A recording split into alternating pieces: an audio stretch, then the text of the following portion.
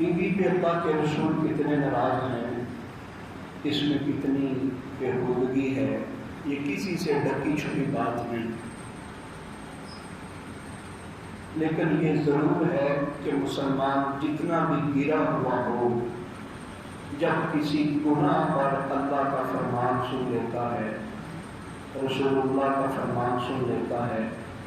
اور کچھ نہیں، کم از کم دل میں یہ بات ضرور آتی ہے کہ یار یہ چھوڑنا چاہیے، وہ دیکھ بھی رہا ہوگا لیکن ذہن اس کا یہ بھی کہہ رہا ہوگا کہ یار میں غلط کر رہا ہوں۔ تو جب بندے کے ذہن میں یہ بات آ جاتی ہے تو سمجھیں وہ بندہ گناہ کو چھوڑ دے گا۔ جب بندہ کہتا ہے یار ہے ٹھیک، تو تب بندہ گناہ کو چھوڑ، جب تک ذہن میں ہوتا ہے یار میں غلط کر رہا ہوں، کہ مجھے نہیں کرنا چاہیے، میں اچھا نہیں کر رہا، تو یہاں تو وہ معافی مانگ لے گا اللہ رب العزت سے، اور یہاں بالکل اس سے کنارہ کشی کر دے گا۔ تو اس لیے ہم گانوں کے متعلق، ٹی وی کے متعلق، اور یہ جو فحاشی بریانی ہے اس کے متعلق بالخصوص، جس کو ہم بنیاد بنائیں گے ٹی وی، موبائل کی سکرین بھی ٹی وی ہے، کمپیوٹر کی سکرین بھی ٹی وی ہے، لیپ ٹاپ کی سکرین بھی ٹی وی ہے،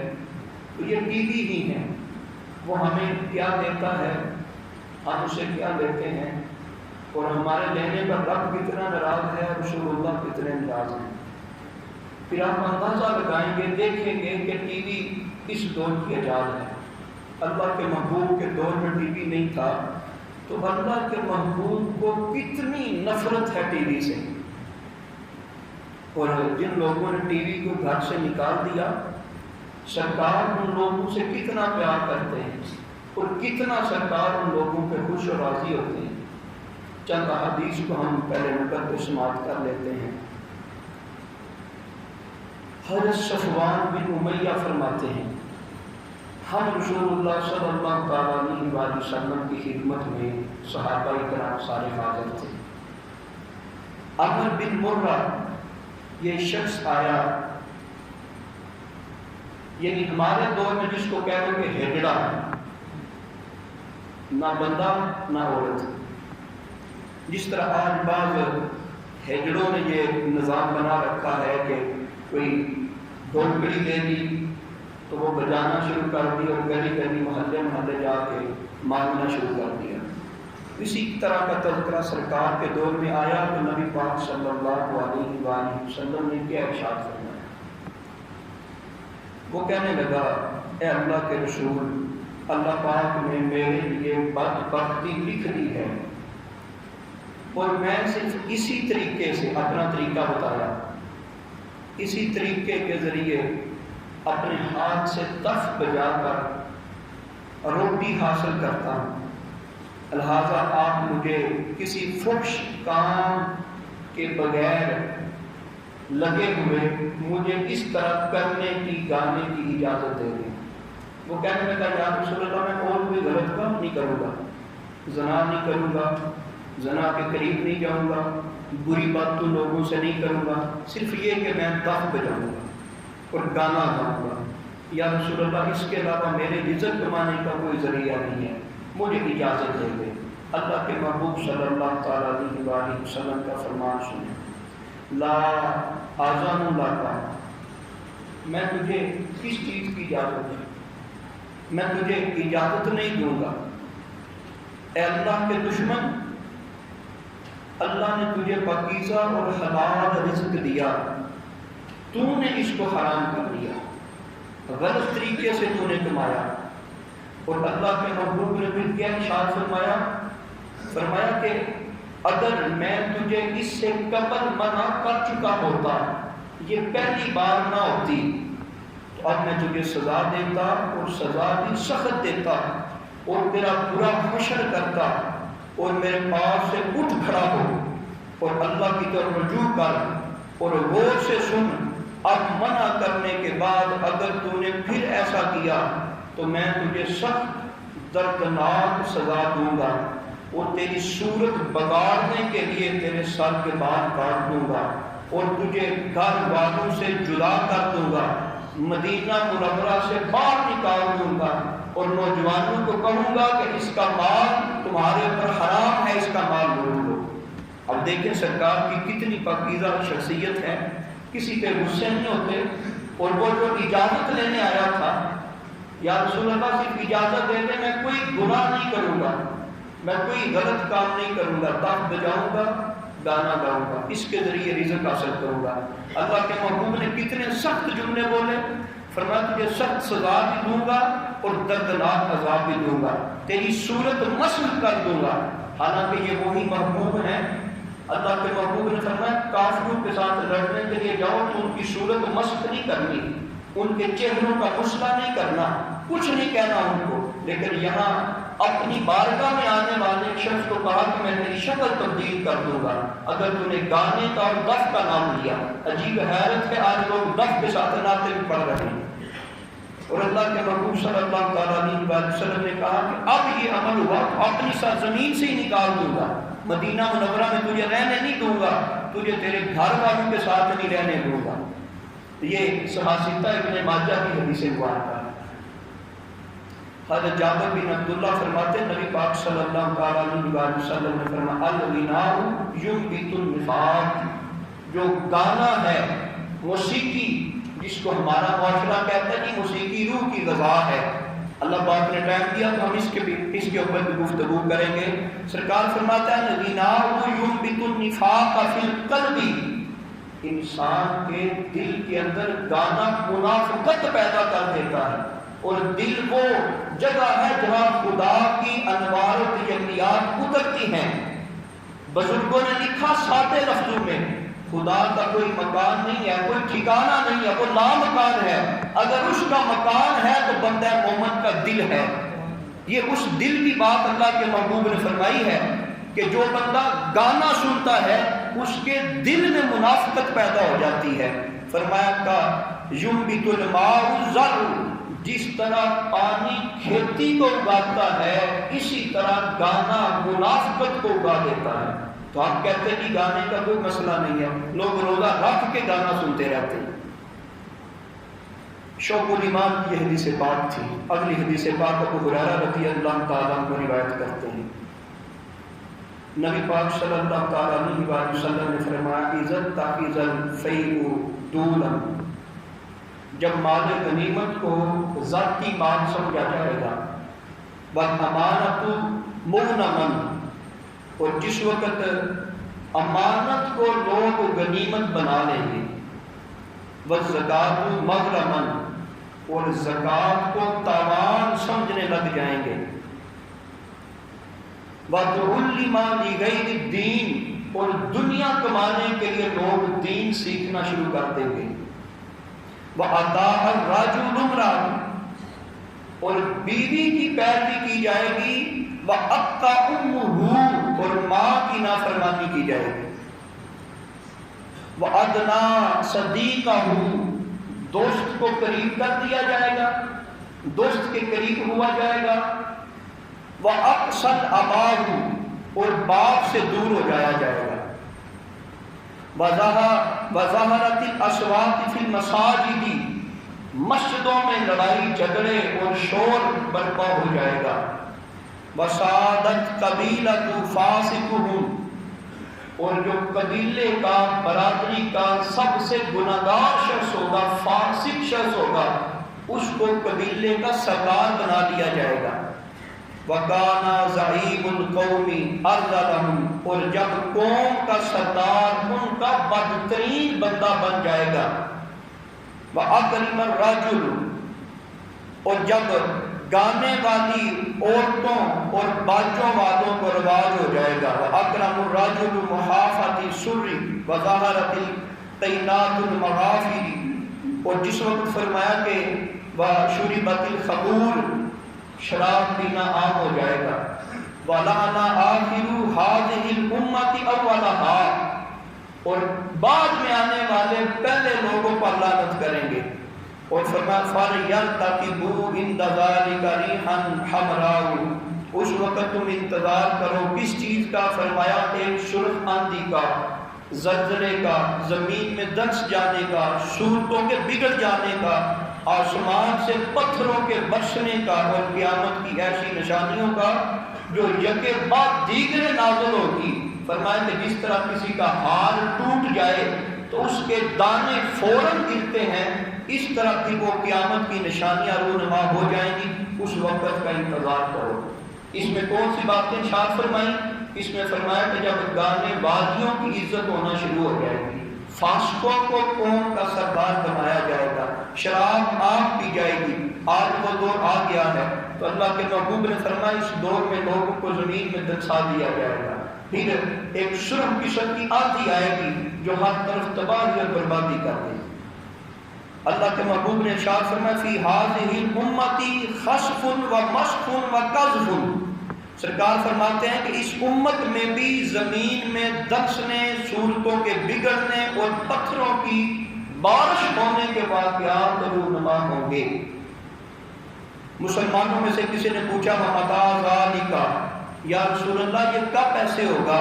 نبی پاک صلی اللہ علیہ وسلم نے فرمایا اِذَا ظَهَرَتِ الْكَيْنَاتُ وَالْمَعَازِفُ وَشُرِبَتِ الْخَمُورُ، ارشاد فرمایا کہ جب گانے والی عورتوں اور باجوں کا عام رواج ہو جائے گا اور کثرت سے شراب پی جائے گی۔ نبی پاک صلی اللہ علیہ وسلم نے فرمایا آخری زمانے میں میری امت کے کچھ لوگوں کی صورتیں تبدیل کر کے بندروں اور خنزیروں کی طرح بنا دی جائیں گی۔ صحابہ کرام نے عرض کیا یا رسول اللہ وہ لوگ اللہ کی وحدانیت کا اقرار نہیں کرتے ہوں گے؟ فرمایا اللہ کی وحدانیت کا اقرار کرتے ہوں گے۔ پھر پوچھا یا رسول اللہ آپ کی رسالت کو نہیں مانتے ہوں گے؟ فرمایا مجھے رسول بھی مانیں گے، حتیٰ کہ سرکار نے فرمایا وہ دیندار بھی ہوں گے۔ فرمایا یا رسول اللہ پھر ان کی کیوں شکلیں تبدیل کی جائیں گی؟ ان کو پھر انسانوں سے بدتر اور خنزیر کیوں بنایا جائے گا؟ فرمایا وہ لوگ باجوں، گانوں اور گانے والی عورتوں کی عادی ہو جائیں گے، وہ شراب پئیں گے۔ ایک رات جب وہ شراب نوشی اور کھیل کود میں مشغول ہوں گے تو صبح تک ان کی صورتیں بندروں اور خنزیروں میں تبدیل ہو چکی ہوں گی۔ ہند کے ایک شہر کا یہ واقعہ ہے جو کئی اخباری جریدوں میں بھی چھپا اور کالمز میں بھی لوگوں نے لکھا کہ ہند کے کسی گھرانے میں ایک عورت کا انتقال ہو گیا، اور جس وقت اس کا انتقال ہوا انتہا عجیب کیفیت گھر میں تھی، افسردگی تھی، معاملہ بڑا عجیب تھا۔ اس عورت کے قریب چھوٹے چھوٹے کیڑے مکوڑے جو خوفناک طرح کے تھے محاصرہ کیے ہوئے تھے، اور وہ عورت کی چارپائی میت سے دور ہٹ نہیں رہے تھے۔ گھر والے قریب مسجد میں گئے، وہاں نمازیوں کو یہ صورتحال بتائی، نمازی اس گھر میں گئے اور ہٹانے کی بڑی کوشش کی۔ جب انتہائی کوشش کے باوجود بھی وہ عجیب مخلوق کیڑوں مکوڑوں کی سائڈ پہ نہ ہٹی تو انہوں نے کہا کہ یہ اللہ پاک کا عذاب ہے، استغفار کا ورد شروع کر دیا۔ جب انہوں نے استغفار کثرت سے پڑھا وہ کیڑے ہٹے اور ایک نکر پہ چلے گئے، اور جس وقت وہ نکر پہ گئے عورت کے تجہیز و تکفین کا معاملہ ہوا اور قبر میں دفنانے کے لیے گئے تو وہاں پہ کوئی کیڑے نظر آئے، اور جو کا تو اس عورت کو دفن کیا اور گھر واپس آ گئے۔ جب واپس آئے تو اس کی ماں سے پوچھا گیا تو اس کی ماں نے کہا کہ میری یہ بیٹی ٹی وی دیکھنے کی بڑی شوقین تھی، اور ہمیں لگتا ہے کہ اس کی اسی عادت کی وجہ سے اللہ پاک نے اس کو یہ عذاب دیا ہے۔ اور پھر اس کی جو ڈیتھ ہوئی تھی وہ کب ہوئی تھی؟ رمضان مبارک کے مہینے میں ہوئی تھی، اس کے باوجود بھی یہ عذاب اس کو نظر آ رہا تھا۔ اور ایک اور واقعہ یہ کتب میں لکھا جاتا ہے، امیر اہل سنت نے بھی اپنے ایک کتابچے میں اس کا ذکر کیا، اور فرماتے ہیں رمضان مبارک کی ایک شام ماں نے ٹی وی دیکھنے میں مشغول اپنی بیٹی سے کہا کہ آج افطار کے لیے مہمان آ رہے ہیں تو میرے ساتھ کچھ تعاون کرو۔ تو بیٹی نے کہا جی آج کا جو پروگرام ہے بڑا اچھا ہے، بڑا اہم ہے۔ ماں اور بیٹی میں گفتگو شروع ہوتی ہے، ماں بار بار اصرار کرتی ہے مہمان آ رہے ہیں اور میرے ساتھ تعاون کراؤ کہ میں افطاری کا جو سامان ہے وہ آسانی کے ساتھ بنا سکوں۔ لیکن بیٹی کہہ رہی تھی کہ آج کا پروگرام بڑا اچھا ہے۔ وہ اوپر والے کمرے میں جاتی ہے اور وہاں جا کے دروازہ لاک کر دیتی ہے اور اندر ٹی وی دیکھتی ہے کہ مجھے اوپر آ کے کوئی بندہ تنگ نہیں کرے گا اور میں آرام سے اس پروگرام کو دیکھ پاؤں گی۔ کافی وقت گزر جاتا ہے، عشاء کا وقت بھی ہو جاتا ہے، اب وہ بیٹی نیچے نہیں آتی، والدین کو انتہائی گھبراہٹ ہوتی ہے، اوپر جا کے دستک دیتے کسی کی آواز نہیں آتی، بالآخر دروازے کو توڑ دیا جاتا ہے، اور توڑنے کے بعد جس وقت وہ دیکھتے ہیں تو کیا صورتحال ہے کہ ٹی وی کے سامنے اونٹے منہ بیٹی گری ہوئی ہے اور اس کا انتقال ہو چکا ہے، اور اس کو اٹھانے کی کوشش کرتے ہیں، بیٹی اٹھائی نہیں جاتی، گھر کے دیگر افراد بھی اوپر آ جاتے ہیں، سارے مل کے اٹھاتے ہیں، لیکن وہ بیٹی اٹھائی نہیں جاتی۔ پھر کسی نے ٹی وی کو اٹھایا، اب ٹی وی کے اٹھانے پر وہ عورت اٹھائی گئی، حتیٰ کہ جب اس کو چارپائی پہ سیدھا لٹایا گیا، ساتھ ٹی وی رکھا گیا،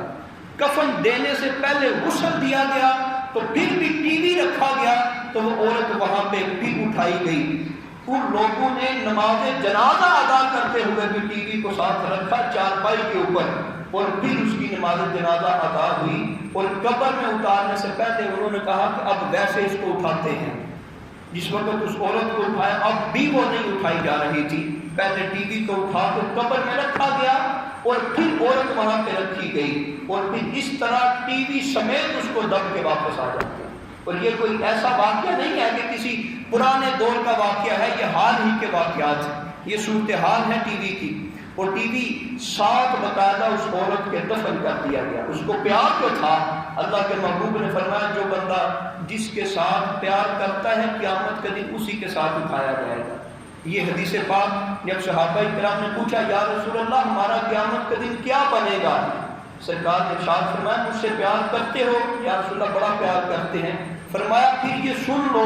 کہ جو دنیا میں جس کے ساتھ پیار کرتا ہے قیامت کے دن اس کے ساتھ اٹھایا جائے گا۔ صحابہ کہنے لگے جب سرکار نے یہ فرمایا تو ہم سارے کے سارے مطمئن ہو گئے۔ صحابہ کا پیار اس انداز کا تھا، اور آج ہماری حقیقی محبتیں کیا ہیں وہ آپ نے سنی۔ وہ ماں بار بار کہہ رہی تھی کہ میرا ہاتھ بٹاؤ، روزہ ہے، افطاری بنانے میں مجھے مشکل ہو رہی ہے، لیکن بیٹی کہہ رہی تھی نہیں آج پروگرام بڑا اچھا ہے، آج ڈرامہ بڑا بڑھیا لگنا ہے، اور میں نے وہ ضرور دیکھنا ہے۔ انجام کیا ہوا کہ ٹی وی کے ساتھ ہی پھر اس کو دفن کر دیا گیا۔ اب قبر میں اس کے ساتھ جو ہوا ہوگا وہ اللہ پاک ہی بہتر جانتا ہے۔ عرب شریف میں دو دوست رہتے تھے، آپس میں گہرا ان کا پیار تھا اور بڑا آپس میں لگاؤ تھا۔ ایک ریاض میں رہتا تھا، دوسرا جدے میں رہتا تھا۔ ریاض والے کا انتقال ہو جاتا ہے اور کچھ دن گزرے وہ خواب میں آتا ہے اور آ کے کہتا ہے کہ اللہ کے لیے مجھے عذاب سے بچا لو، میری صورتحال دیکھو میں عذاب میں مبتلا ہوں۔ پوچھا تو کس طرح عذاب میں مبتلا ہے؟ کہا کہ میں خود کبھی ڈرامہ نہیں دیکھتا تھا، کبھی میں گانوں بازوں کے قریب نہیں گیا، بچے میرے ضد کرتے تھے، وہ کہتے تھے ابو جی ہم نے ٹی وی خریدنا ہے، لینا ہے، میں نے ان کو ٹی وی دے دیا، تو آج ان کے ٹی وی دیکھنے کی وجہ سے قبر میں میرے اوپر عذاب ہو رہا ہے، اور تم اگر میرے گھر والوں کو جا کے میری کنڈیشن بتا دے یقیناً وہ میرے اوپر رحم کریں گے، ٹی وی کو دور کر دیں گے اور اللہ پاک مجھے عذاب سے بچا لے گا۔ جس وقت یہ معاملہ ہوا صبح اٹھا اس کو خواب بھول گئی، دوسرے دن پھر سویا پھر یہی خواب آئی، اب اس نے ٹکٹ کروائی جدے سے، ریاض گیا اور ریاض جا کے گھر والوں کو ساری صورتحال بتائی، اور ساری صورتحال بتانے کے بعد اس کے بڑے بیٹے نے جب یہ بات سنی تو کہا کہ ہم ہرگز اس ٹی وی کو گھر میں نہیں رکھیں گے۔ ٹی وی کو انہوں نے ختم کر دیا، نیچے گرا دیا، ٹی وی ٹوٹ گیا، اور پھر اس طرح یہ معاملہ رفع دفع ہو گیا۔ اس کا وہ دوست کہتا ہے جب دوبارہ جدے آیا اور آنکھ میں دیکھا شام کے وقت اللہ کے فضل سے اسی دوست کو دیکھتا ہوں، وہ کہہ رہا ہے میرے اوپر رب کا فضل ہو گیا، جیسے ہی ان لوگوں نے ٹی وی کو توڑا اللہ رب العزت نے میرے اوپر کرم کیا، میرا عذاب ختم ہو گیا۔ تو معلوم کیا ہوا کہ اگر باپ خود اس چیز کا طلبگار نہیں ہے کہ میں ڈرامہ دیکھوں، لیکن وہ بچوں کو گناہ کی سہولت لا کے دے رہا ہے، بچوں کو گناہ کی طرف لا رہا ہے، تو اس میں پورا وہ جو شریک ہوگا وہ باپ بھی شریک ہوگا۔ آج ایک چھوٹا سا سوال وہ ہمارے سامنے رکھ دیا جاتا ہے کہ بچے پڑوسیوں کے گھر میں چلے جاتے ہیں، بچے ہمساؤں کے گھر میں چلے جاتے ہیں، محلے داروں کے گھر میں چلے جاتے ہیں، چلو ٹی وی آ گیا ہے، گھر میں ہماری آنکھوں کے سامنے تو موجود ہیں، تو اس لیے ہم ٹی وی لا کے دیتے ہیں، تو یہ جواب کل قیامت کے دن آپ کو بچا نہیں سکے گا۔ اللہ رب العزت نے سورہ تحریم میں واضح فرمایا، یا ایھا الذین آمنوا قوا انفسکم واہلیکم نارا، اے ایمان والو اپنے آپ کو اور اپنی